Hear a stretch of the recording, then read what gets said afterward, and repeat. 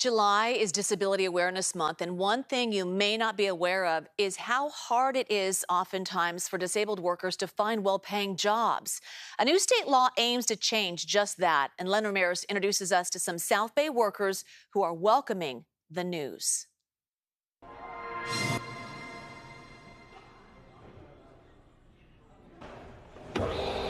San Jose's Christmas in the Park is a holiday tradition, but the work to make it into something special goes on year-round inside this massive warehouse. This is Santa's workshop, and all year round we work here. All 40 displays that are in the park hang out here in the warehouse. We restore them, repaint them. And there to help make sure that the workshop stays all neat and tidy is John Leeper Jr., a 55-year-old man who, for the first time in his life, has a paid job. I like making money rather than just being bored of not making money. John is part of a work crew organized by Hope Rehabilitation Services made up of intellectually and developmentally disabled adults. The crew works 2-hour shifts 1 day a week. They have a simple but important job of sweeping the floor for safety. They're non-stop hard-working guys. I mean, the smiles on their faces and what they put in, you can see it. I mean, it's a clean environment. Christmas in the Park has had a long relationship with Hope, but until this year, the workers came in as unpaid volunteers. A new law taking effect in California next year will phase out sub-minimum wage employment for disabled workers and require all workers to be paid at least the state minimum. In this case, Hope is ahead of the curve by securing grants last April from the State Department of Developmental Services to pay the workers. And like anyone, John, who is married and lives with his wife in a group home, likes having money in his pocket. I like to spend my money at the Go-Getters Bowling League and McDonald's and 7-Eleven. What do you get?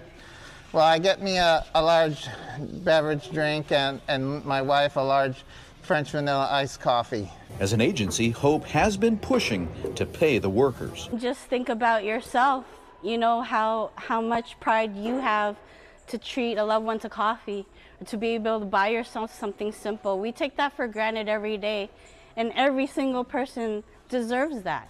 John says things are going good for him now, but it wasn't easy growing up. When I was a teenager, I had a tough time because students were picking on me and making fun of me when I'm trying to concentrate on learning what the answers are. For him, bringing home a paycheck and being able to treat his wife makes him feel good inside and is inspiring him to be even more independent. I do feel good about myself.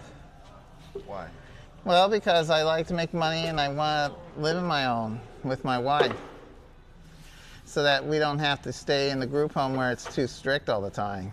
For Christmas in the Park, which operates with only a small staff, having the workers come in is about more than just getting extra help. You know, not everybody has a chance to work with incredible individuals like our Hope Services guys who work their heart out, and they make us all smile.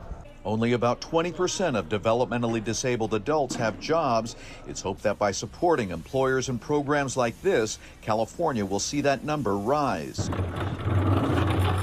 But for now, John and the rest of the crew are focused on the task at hand, helping get Christmas in the Park ready to roll out in November. Look at that, Christmas year-round. And I know he enjoyed doing that story. Great story, Len Ramirez.